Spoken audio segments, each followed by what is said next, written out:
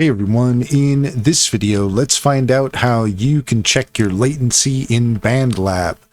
In order to do so, here we are in Bandlab in a brand new project, and what you're looking for can be found up at the top left-hand corner in the main menu.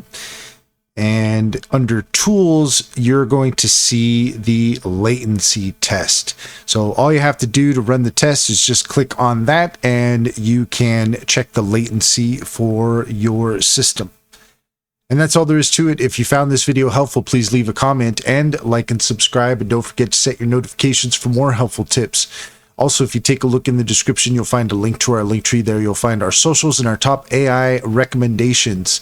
Also, if you're looking for a new bank, check out Simply Financial. Use our referral link and you can get $50 to open an account.